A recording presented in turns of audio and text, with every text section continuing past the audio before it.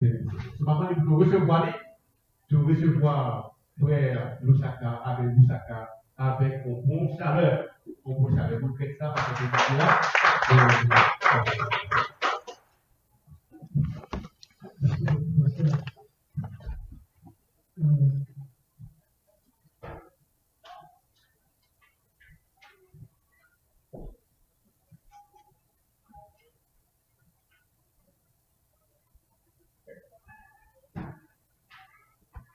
Je vous salue au nom de Jésus-Christ. Amen. Je vous salue au nom de Jésus-Christ. Amen. Je vais juste clarifier une chose. Je viens de la République démocratique du Congo. Amen. Ce n'est pas la République du Congo.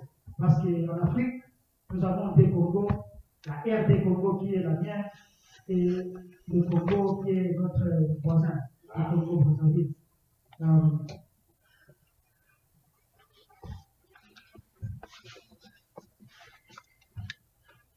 Je vais commencer par, même avant de prier, de demander une question.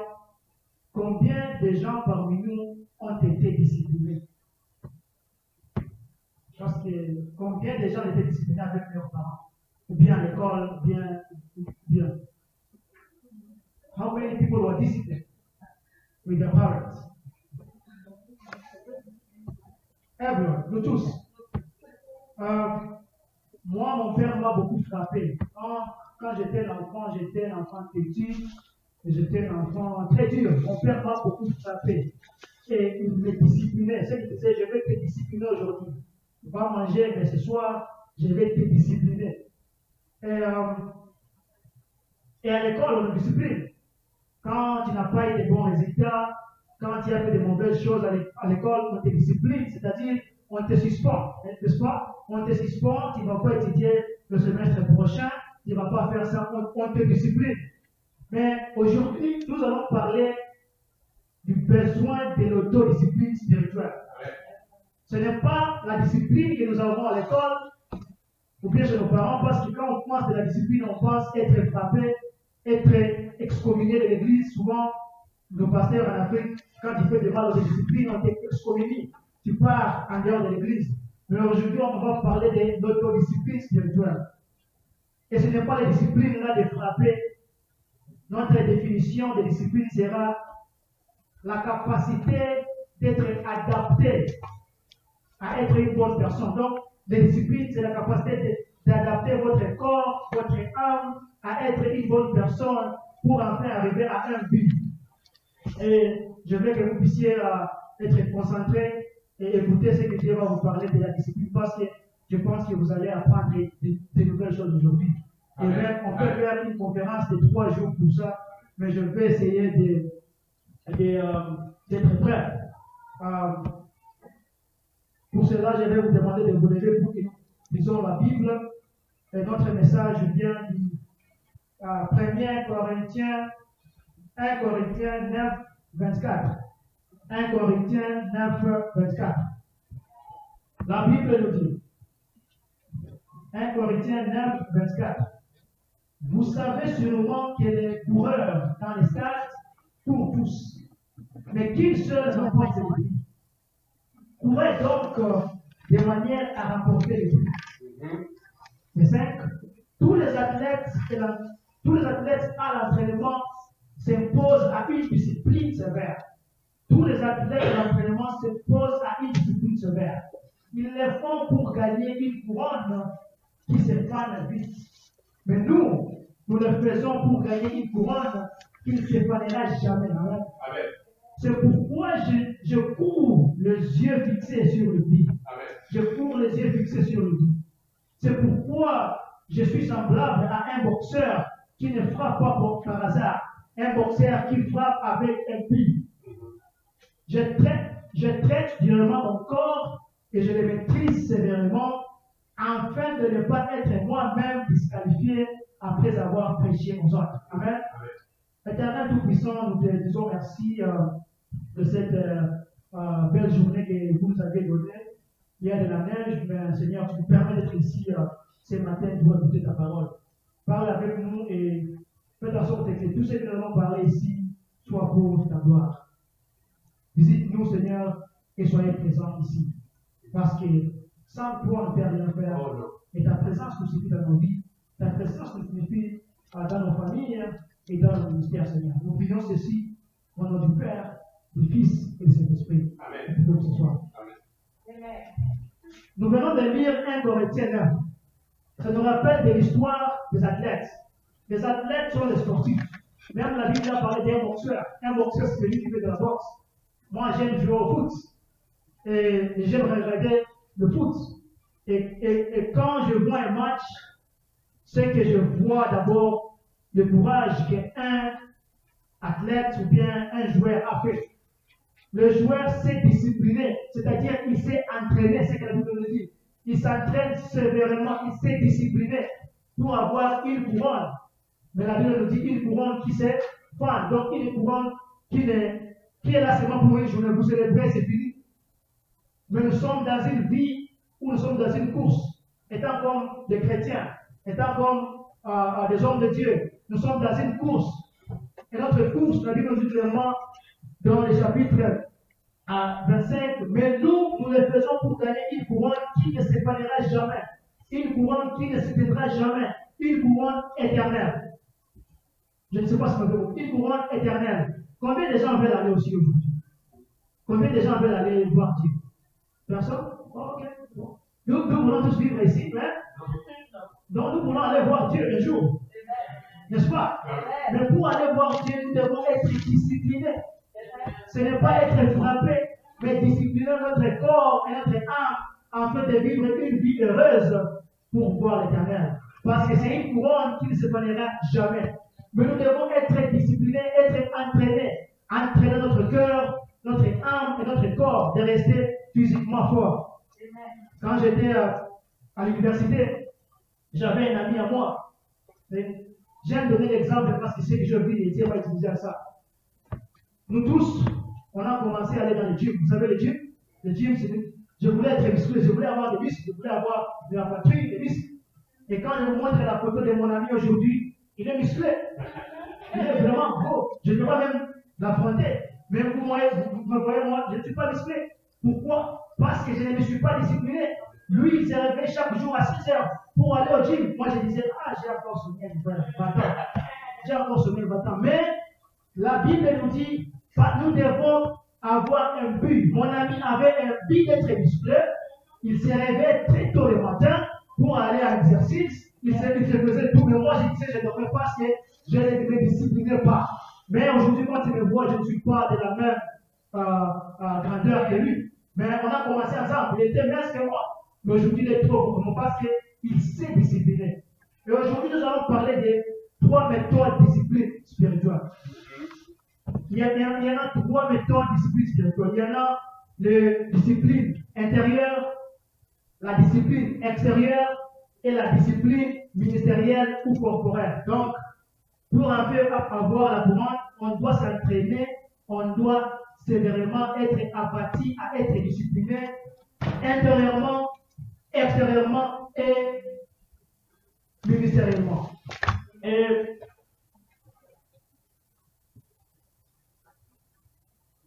comme j'ai dit, discipline signifie éduquer votre corps et mémoire à être habitué. Mais vous vous habituez à quoi? Vous vous habituez à faire l'exercice. Souvent, quand tu pars en gym, tu gym, mais quand tu te réveilles, je sens mal. Je sens mal, je ne peux pas aller même au travail. Mais quand tu pars demain encore, tu habitues ton corps. Quand tu pars demain encore, tu habitues ton corps à être adapté. Petit à petit, tu deviens adapté et le corps devient facile à comprendre que je peux aller faire ça. Pourquoi? Parce que tu n'as pas stoppé. Mais nous, les chrétiens, aujourd'hui, nous stoppons à être disciplinés. Nous stoppons à être disciplinés. Je prie aujourd'hui, c'est fini. Mais la Bible nous dit ceci. Nous devons être disciplinés afin d'avoir une couronne qui ne se perdra jamais. Et fixer notre yeux sur le but. Et notre but en tant que chrétien, c'est aller voir Jésus. Mais on ne peut pas aller voir Jésus sans qu'on n'est pas propre, sans qu'on n'est pas habitué. Et aujourd'hui, nous allons voir les disciplines intérieures. Les disciplines intérieures, nous en avons 5. Étant comme chrétien, on doit être adapté et éduquer notre mémoire et être discipliné intérieurement. Ce qui sont les disciplines là qu'on fait comme des chrétiens pour en faire avoir des résultats extérieurs. Et parmi ces disciplines, il y a la méditation, il y a la prière, il y a le jeûne, il y a l'éducation. La méditation, souvent, quand je suis venu en Amérique, quand j'ai appris la méditation, j'ai dit, oh, ferme les yeux, pensez une chose. J'ai dit, mais je ne médite pas. Je ferme mes yeux, je pense une chose. Ce n'est pas la méditation que nous voulons. La méditation ici que Dieu nous appelle, c'est le silence. Savoir écouter la voix de Dieu. Souvent, les gens disent que je ne peux pas jamais écouter la voix de Dieu. Je n'ai jamais écouté Dieu. Mais tu n'as pas été silencieux et écouté Dieu. Combien de fois tu prends une retraite de toi-même, aller là où il n'y a pas de téléphone, il n'y a pas de montagne, pour se nommer écouter Dieu. Je laisse ma femme, je laisse mes enfants, je pars pour une journée sans rien de distraction, être silencieux et écouter Dieu. Je ne vais pas prier, je ne veux pas lire, je vais être silencieux et écouter Dieu. Dieu nous dit d'être discipliné par la méditation. Et la méditation chrétienne, elle atteinte d'éviter votre mémoire afin de la remplir. C'est-à-dire, tu pars être silencieux pour vider ce que tu as dans votre mémoire pour enfin de la remplir. Par quoi? Par la parole de Dieu. Quand tu pars méditer, tu pars être silencieux quelque part et tu écoutes la voix de Dieu. Et c'est que les Anglais disent, you count your blessings. Souvent, on demande à Dieu, qu'est-ce que tu as fait pour moi? Mais quand tu pars en silence, tu dis, oh, je suis en Amérique. Oh, j'ai un enfant. Oh, j'ai une fille. Oh, j'ai un mari. Oh, j'ai une maison. Mais quand tu pars à l'extérieur, oh, ce type n'a pas d'enfant. Ce type n'a pas de mari. Le mariage est brisé. Le mariage est abîmé. Pourquoi? Tu n'as pas écouté la parole de Dieu. Tu n'as pas eu le temps de méditer spirituellement. Donc, on doit traîner notre mémoire, on doit traîner notre corps à être silencieux et écouter la parole de Dieu. C'est une discipline spirituelle interne, parce que quand tu deviens silencieux, tu vas beaucoup écouter Dieu et Dieu va te parler dans les chemins que tu n'auras pas compris. La deuxième discipline que nous avons ici, c'est la prière. J'aime beaucoup la prière. J'aime beaucoup la prière. Pour moi, la prière m'attache à Dieu. Pour moi, la prière me met près de Dieu. Quand je n'ai pas personne à parler, je pars dans ma chambre à genoux. Je parle à Dieu par la prière. Je dis, Dieu, pourquoi tu me fais ça? C'est une discipline que les chrétiens doivent avoir. C'est une discipline que nous, chrétiens, doivent avoir. La prière. Et ce n'est pas seulement venir à l'église ici, prier, non. Tu dois prier partout où tu es. Tu dois prier dans ta chambre. Tu dois prier au travail. Tu dois donc prier sans cesse, c'est ce que la Bible dit. Prier sans cesse, prier pour tout et ne craindre rien. Mais nous devons apprendre notre corps, notre âme à prier. On ne prie pas seulement pour prier. Et les gens disent, mais moi je prie.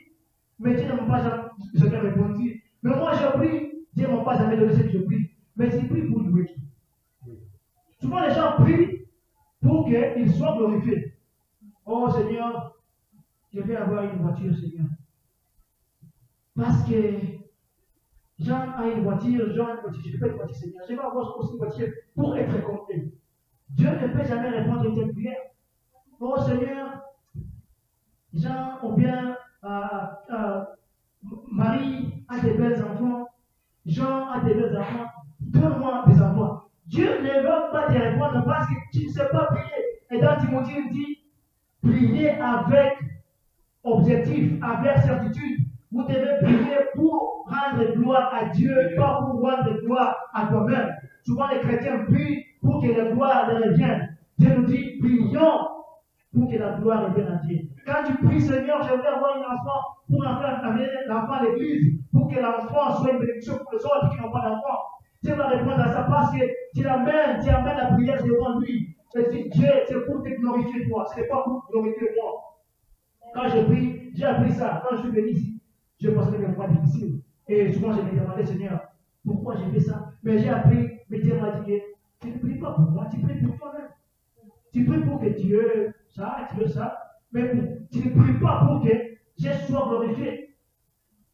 Nous devons prier pour que Dieu soit glorifié. Nous passons des moments difficiles et disons à Dieu, Seigneur, les moments difficiles que je passe, les gens sont en train de rigoler pour moi, ils sont en train de rire pour moi. Seigneur, faites en sorte que cette chose arrive à l'accomplissement pour enfin être glorifié. Pas pour que je sois glorifié, mais pour que tout le Seigneur qui soit glorifié dans la prière. Quand les gens vont me voir, tiens l'enfant, oui, Dieu m'a donné l'enfant. Ah, tiens la voiture, oui, c'est Dieu qui m'a donné la voiture. Mais tu ne vas pas dire que non, j'ai travaillé, non, c'est pour glorifier Dieu. Nous devons changer notre manière de prière comme les chrétiens, de prier pour glorifier l'Éternel. Nous ne devons pas prier pour être glorifiés, sœurs. Prions pour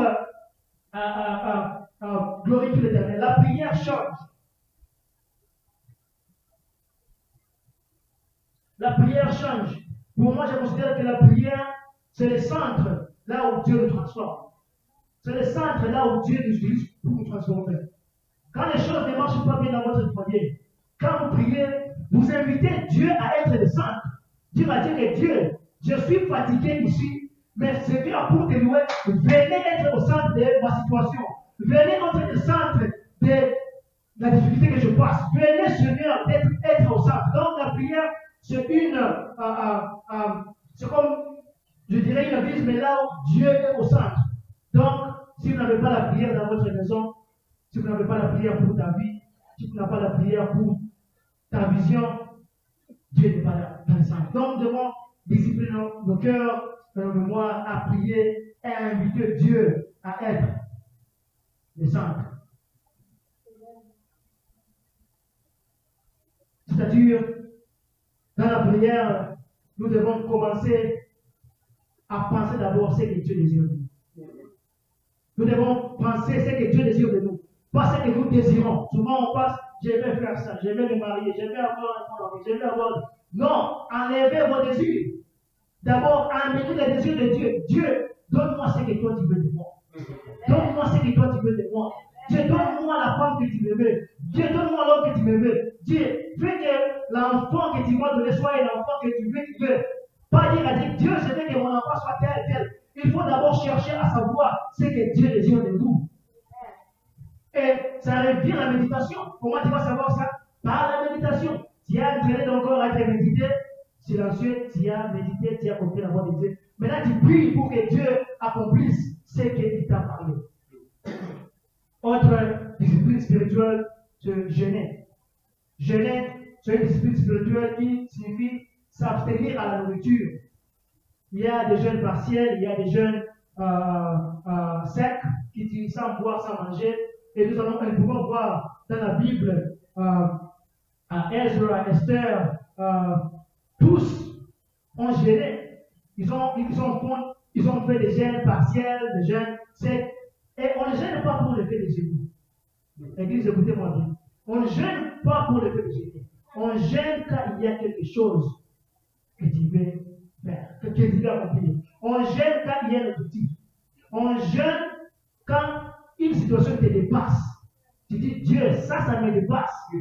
Je m'abstiens à la nourriture, je m'abstiens à boire, je m'abstiens à ma vie pour venir te dire, Seigneur, ça me dépasse. On ne gêne pas seulement parce que je vais jeûner, parce que moi aussi je gêne, parce que quand on dit, qu'est-ce que tu fais, je gêne aussi. Non, on ne gêne pas pour le fait de gêner, on gêne quand il y a un objectif, on gêne quand il y a un but. La Bible nous dit, fixer sur le but. C'est pourquoi je cours les yeux fixés sur le but. Tu ne cours pas seulement pour courir. Tu ne te maries pas pour te marier. Tu n'étudies pas pour étudier. Quel est le but? Ça c'est Corinthiens 5, 9, verset 6. Les yeux fixés sur le but. Tu viens à Dieu dire, Seigneur, je m'abstiens à la nourriture pour cet objectif. Tu as déjà médité, tu as déjà prié, et maintenant tu jeûnes. Tu dis, Seigneur, je m'abstiens à la nourriture pour enfin jeûner. Et c'est ce que Dieu me dit de vous dire aujourd'hui. C'est ce que Dieu me dit de vous dire aujourd'hui que on doit s'abstenir à tout pour amener donc nos requêtes à Dieu. On ne gêne pas pour les faits de jeûner.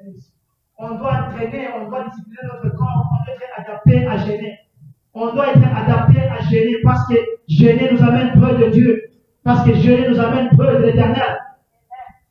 L'église, nous ne gênez pas parce que notre église a gêné. Gênez parce que vous avez l'objectif. Dieu, nous voulons que cette vision de l'église amène les gens. Et faisait une gêne de toute l'église, que tout le monde gêne ici.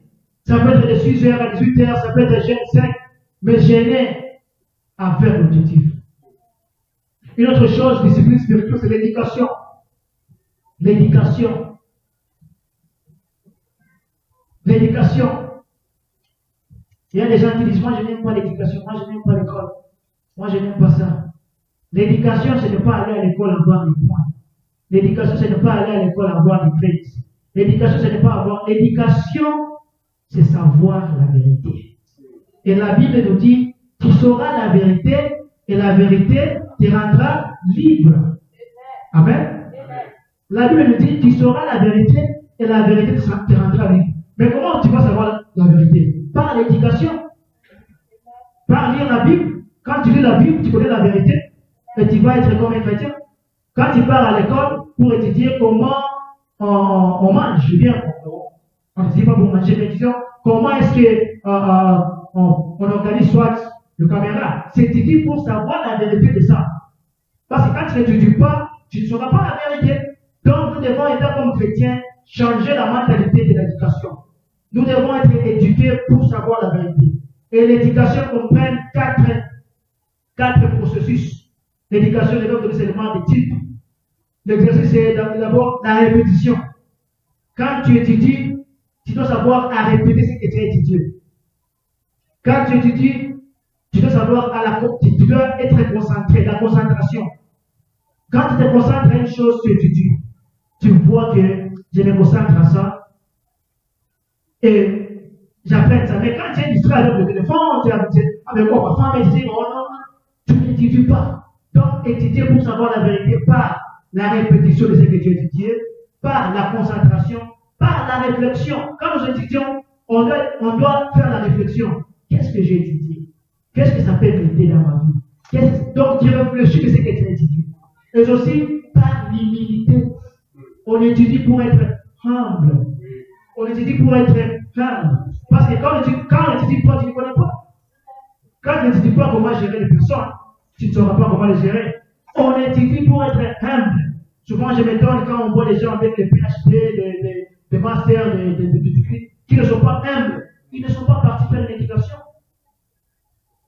Et la Bible nous dit d'être discipliné à l'éducation, à l'humilité. À l'humilité à la parole de Dieu, à l'humilité au service de Dieu, à l'humilité au serment de Dieu, à être donc humble dans tout ce que nous faisons. Église, Dieu nous appelle à être disciplinés extérieurement. Nous venons de parler de la discipline intérieure qui nous aide à savoir qui nous sommes par la prière, par la méditation, par le jeûne, par l'éducation. Et nous allons parler de la discipline extérieure. La discipline extérieure comporte aussi 4 phases. Nous avons la simplicité, nous avons la solitude, nous avons la soumission et le service. Étant comme chrétiens, nous devons éduquer notre mémoire à être solitude, à être simple. Donc, mesdames et messieurs, la simplicité te donne la joie. Quand tu es simple, tu as la joie. Quand tu es simple, tu as la joie. Comment? Tu ne désires pas beaucoup de choses. Tu ne désires pas beaucoup de choses. Tu désires ce que tu veux. Tu es simple, tu as de la joie à faire. Souvent, nous avons des problèmes comme des chrétiens parce que nous désirons beaucoup. Nous voulons que Dieu puisse construire des grandes choses, que Dieu puisse venir à ce moment, que Dieu puisse parler avec nous. Non, Dieu nous appelle à être simple. Soyez simple, Église de Dieu. Soyez simple de ce que vous demandez. Soyez simple, donc be simple. Et il faut éduquer votre corps à être simple. Ce n'est pas facile d'être simple. Ce n'est pas facile à dire, tu vois, ma femme aujourd'hui, je pense qu'on va, au lieu de manger $50, on va manger $30 et donner peut-être $20 à quelqu'un qui n'a pas mangé. C'est la simplicité.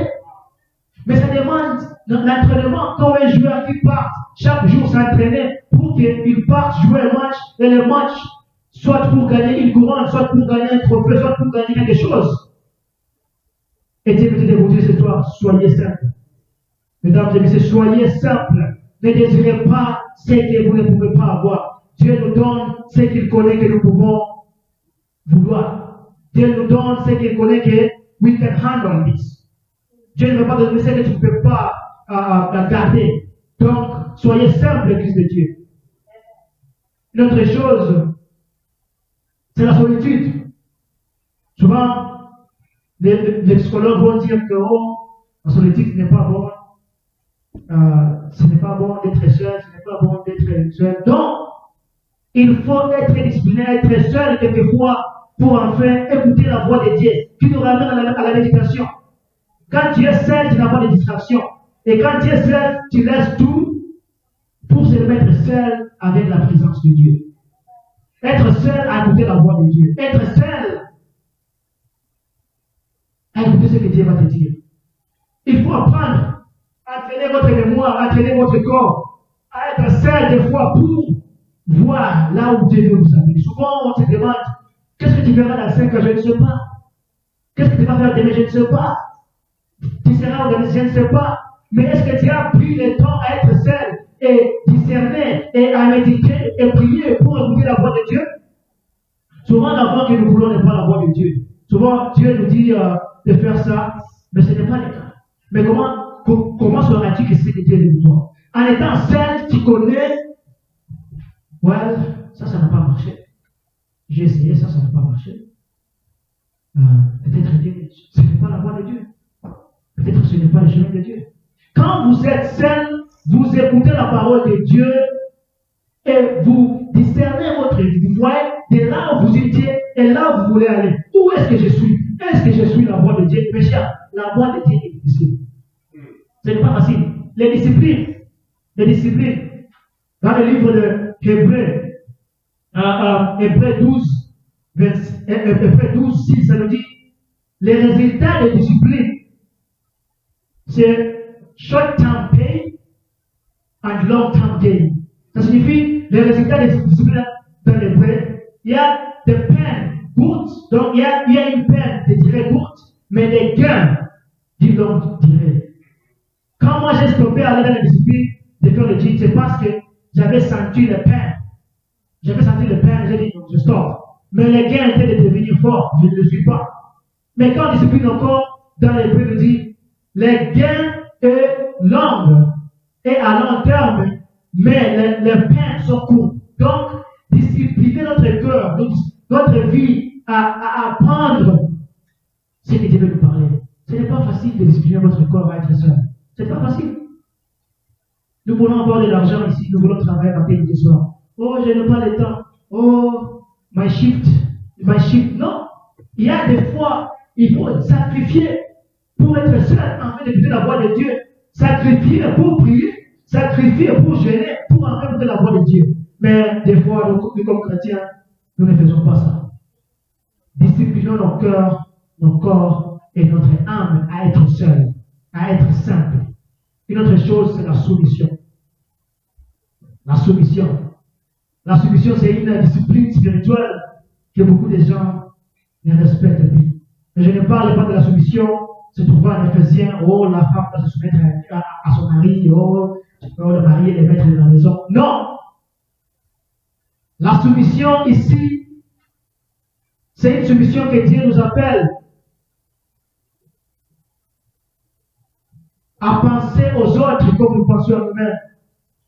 La soumission comporte 6 phases. La soumission à Dieu. Tu dois être soumis à Dieu. Tu dois chercher Dieu. Tu dois vivre une vie d'une manière chrétienne.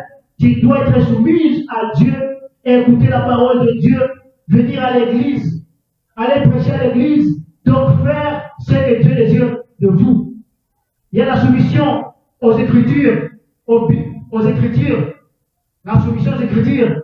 Nous devons se soumettre aux Écritures. Il ne faut pas lire un verset et sauter les autres. Aujourd'hui en Amérique, on ne lit pas certains versets parce qu'ils pensent que je vais enlever les chrétiens. Mesdames et messieurs, l'objectif de l'Église n'est pas d'avoir les gens.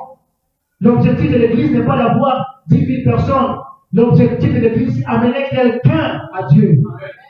Amener quelqu'un à Dieu. Parce que Dieu nous dit que dans les cieux, il y aura la joie quand une personne rend vie à Dieu. C'est ça qui est notre la soumission. Lisez les Écritures, soumettez-vous aux Écritures. Écoutez ce que Dieu nous dit. Aujourd'hui à New York, on a passé une loi de permettre aux gens de faire l'avortement. Je l'ai dit parce que je suis un chrétien. La Bible nous refuse de tuer. Mais les gens ne l'enseignent pas à l'église parce qu'ils ont peur. Oh, si j'ai dit ça, ces ministres ou bien ces personnes vont quitter et celui qui peut donner de l'argent. Non! Suivez les Écritures, soumettez-vous aux Écritures. Soumettez-vous à la parole de Dieu. L'église, ne soyez pas une église pour avoir les gens. Ne soyez pas une église, nous voulons avoir 100 personnes, 10 personnes. Soyez une église, nous voulons avoir des personnes rendre leur vie à Jésus. Nous voulons avoir des personnes devenir des pasteurs. Nous voulons avoir des personnes venir à chanter. Nous voulons avoir des personnes venir donner des témoignages que Dieu va amener. Ne soyez pas une église qui cherche à remplir les chaises, qui cherche à remplir les choses. Une autre soumission, c'est la soumission à nos familles. Parents, est-ce que tu te soumets à tes enfants? Est-ce que tu écoutes tes enfants? Oh, papa, je vais ça. Ah non. Go and sleep. Papa, je non, go and sleep. Est-ce que le parent, vous vous soumettez à votre famille? Ça signifie écouter tes enfants. Ça signifie écouter ta femme. Ça signifie écouter ton mari. Soumettez-vous à votre famille afin de bien quitter votre famille à Dieu. Quand vous écoutez votre enfant, vous écoutez ce qu'il sent. Papa, je sens ceci. Et quand il écoute, tu l'éduques par les Écritures. Et il devient comme vous en cherchant Dieu. Donc, mesdames et messieurs chrétiens, soumettez-vous à vos familles. Si ton mari t'a laissé, si ta femme t'a laissé, ils partent. Tant que vous n'avez pas encore divorcé, vous êtes encore une personne. Et vous devez vous soumettre à lui. Et prier pour que Dieu le ramène. Parce qu'il y a beaucoup de mariages qui sont brisés parce que le mari ne respecte pas, non? Le mari ne respecte pas la femme, et la femme également. Donc, on ne se soumet plus à l'un à l'autre. Soumettez-vous à votre famille, mesdames et messieurs. Il y a beaucoup, mais je vais sauter par rapport du temps. Il y a la soumission au monde. On doit se soumettre au monde. C'est-à-dire, se soumettre à ce que le monde nous amène. Chrétiens, je vous appelle à écouter la voix de Dieu et à la soumission au monde. Dieu nous appelle à suivre le monde, mais à amener le monde près de lui, à amener le monde près de lui, pour qu'enfin nous pouvons avoir la couronne éternelle, pour que nous puissions avoir la couronne éternelle. Disciplinez-vous, Église, disciplinez-vous parce que si vous n'êtes pas discipliné, vous n'aurez pas donc le long term gain, les gains éternels. Nous sommes en train de courir, nous sommes dans une course où nous voulons gagner, où nous voulons aller, mais quand tu n'es pas bien entraîné, tu ne vas pas arriver là-bas. Quand tu n'es pas bien entraîné, tu ne peux pas arriver à la fin. Et tu t'entraînes matin, midi et soir par les disciplines spirituelles.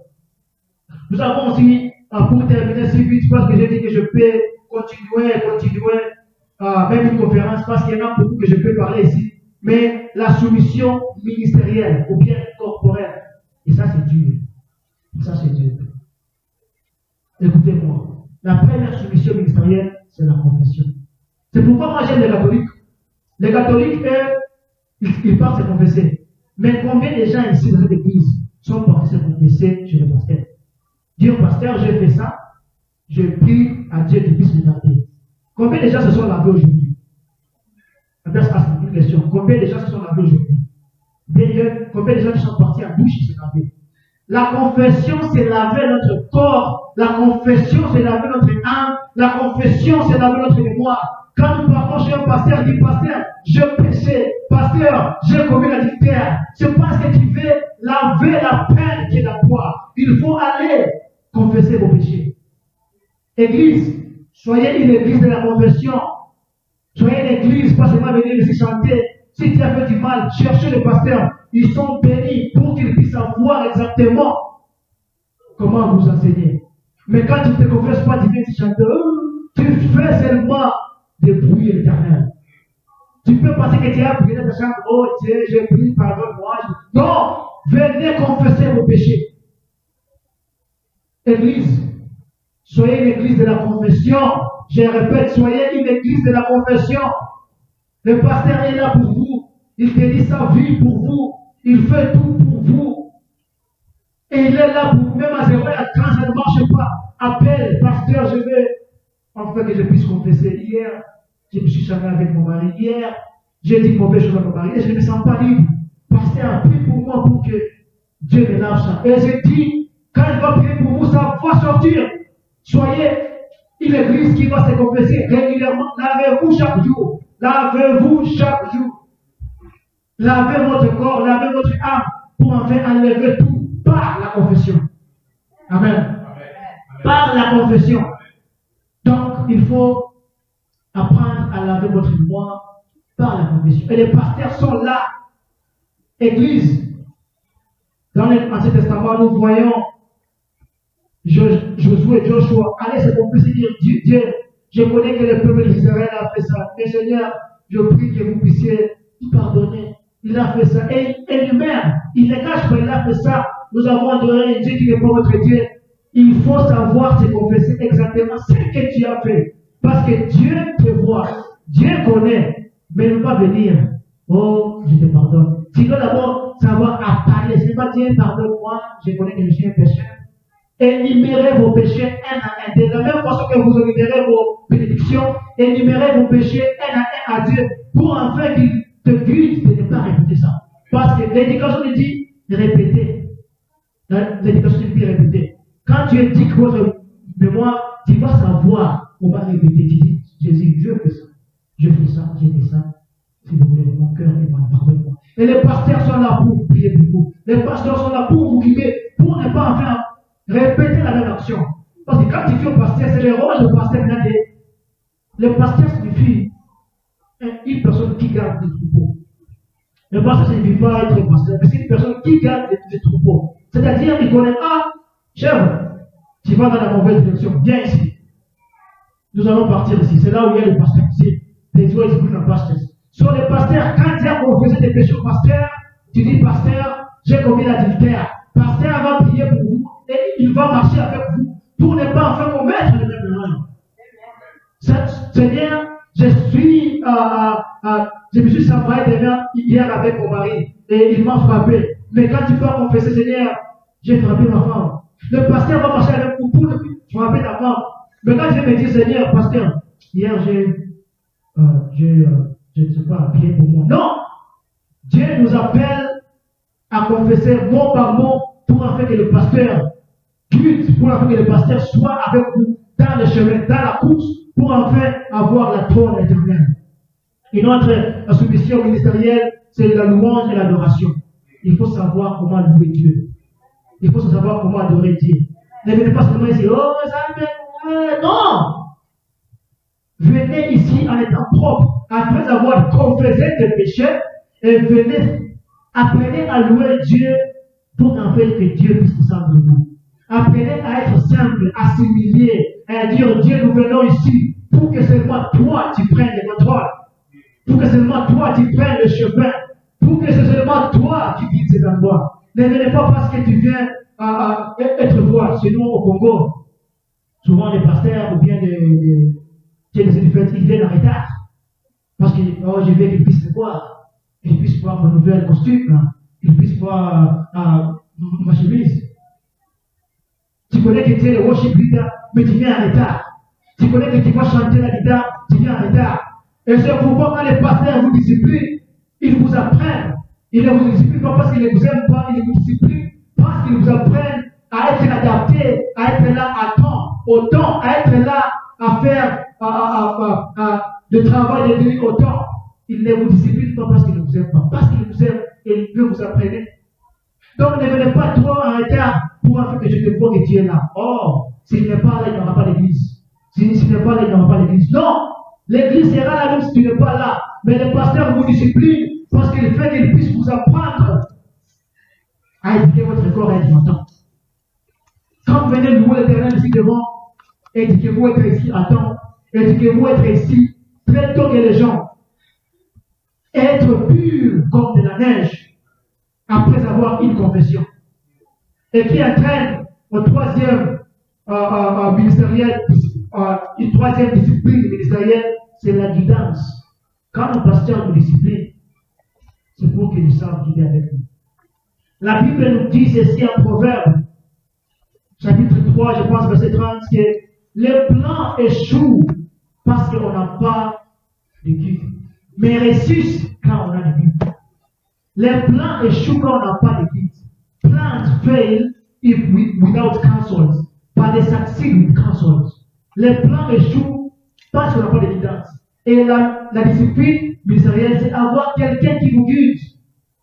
Après avoir été discipliné, après avoir confessé, il doit y avoir quelqu'un qui vous guide. Et ce sont les hommes de Dieu. Ce sont les pasteurs. Ce sont les gens ici devant qui doivent vous guider. Il faut être éduqué ton corps à être guidé. Ne faisez pas les choses parce que tu veux le faire. Ne faisez pas les choses parce que tu désires le faire. Mais faisez les choses parce que tu es guidé par Dieu à partir de ce pasteur et de ces dirigeants. Ne quittez pas votre corps vous-même. Ne quittez pas votre mémoire. Laissez les gens qui ont été anointés par Dieu de vous guider. Apprenez votre mémoire à être guidé. Et cela vient par le pasteur. Une autre chose, pour vous le dire, c'est la célébration. C'est une discipline ministérielle. Nous devons apprendre comment célébrer. L'Église, nous devons apprendre comment célébrer Dieu. Dieu fait beaucoup dans nos vies, mais combien de fois nous le célébrons? Dieu fait beaucoup de choses, combien de fois nous le célébrons? Et la célébration n'est pas égale à la louange. Célébrer, c'est mettre la Bible à côté, et célébrer la présence de Dieu dans la vie. Amen. Appeler les gens, venez, même les non-chrétiens, venez. Nous allons célébrer ce que Dieu a fait dans ma vie. Il m'a guéri, il m'a donné ça, il a fait ça. Combien de fois nous célébrons? Nous sommes là avec demander, Dieu donne-moi. Mais combien de fois tu célèbres? Et tu célèbres par faire des actions simples. Tu peux célébrer, pas seulement par amener les gens à aller. Il y a des gens qui sont malades, tu amènes la nourriture pour eux. Il y a des gens qui n'ont pas la maison, hey, come and sleep in the house. Il y a des problèmes en Haïti. Hey, tu vois, je n'ai pas d'argent, mais je peux avoir $100 qui peut payer les frais des hôpitaux à quelqu'un. Et c'est là que Dieu te demande de célébrer. Célébrer signifie pay it forward, signifie donner ça à une autre personne. Je te donne ça à quelqu'un d'autre. Église, apprenez à célébrer la gloire de Dieu. Apprenez à célébrer ce que Dieu fait dans votre vie. Apprenez à célébrer ce que Dieu a accompli dans votre vie. En rendant la générosité, en rendant l'acte de générosité. Donnez ce que vous avez. Donnez ce que vous avez, Église. Et pour enfin terminer, Église, ce soir, Dieu me dit de vous dire encore, soyez disciplinés. Soyez éduqués à comprendre la parole de Dieu. Soyez éduqués à écouter la Bible. Soyez éduqués à jeûner. Soyez éduqués à prier. Soyez éduqués à célébrer la voix de Dieu. Soyez éduqués à être écoutés par vos cœurs. Je vais vous demander de vous lever, vous tous, parce que nous tous, nous avons des problèmes. Notre corps n'est pas éduqué. Notre corps n'est pas engagé. Notre corps ne suit pas Dieu. Mais aujourd'hui, si nous voulons recevoir la guidance de Dieu, j'ai envie de vous dire que nous voulons prier pour cette église aujourd'hui, pour qu'on soit une église disciplinée, afin que les gens vont venir ici parce qu'ils ont vu que nous, Clochette, est une église disciplinée. Ils vont venir ici parce que les chrétiens sont disciplinés. Et mesdames et messieurs, Dieu vous aime. Dieu vous aime, amen. Dieu vous aime. Et quand Dieu vous aime, je vous donne le message pour enfin garder ça et pratiquer ça. Nous, Creation, va recevoir les gens parce que nous sommes disciplinés. Nous, Creation, va atteindre leur vision parce que nous sommes disciplinés. Et j'invite le pasteur de venir parce que je ne suis pas pasteur, je ne peux pas prier pour les gens dans une église, c'est pas bon. Mais enfin, que le pasteur puisse prier pour nous, d'être une église disciplinée et savoir ce que Dieu veut nous parler. Et merci encore infiniment, Jésus, parce que tu nous aimes. Merci pour cette église. Jésus, je connais que tu es une église et que tu veux faire beaucoup de choses. Éternel Tout-Puissant, à un moment que nous faisons une discipline spirituelle, éduque-nous à comprendre que les peines sont à court terme, mais les gains à long terme, Seigneur. Je ne sais pas ce que je peux dire, mais je connais que tu es un bon Dieu. Seigneur Jésus-Christ, merci pour ce que tu fais dans nos vies. Je laisse le pasteur pour prier pour nous et conclure aussi les services. Merci. Amen, amen, amen, amen. Merci pour ce beau message. L'appel à la discipline. L'appel à la discipline. La prière du jeune.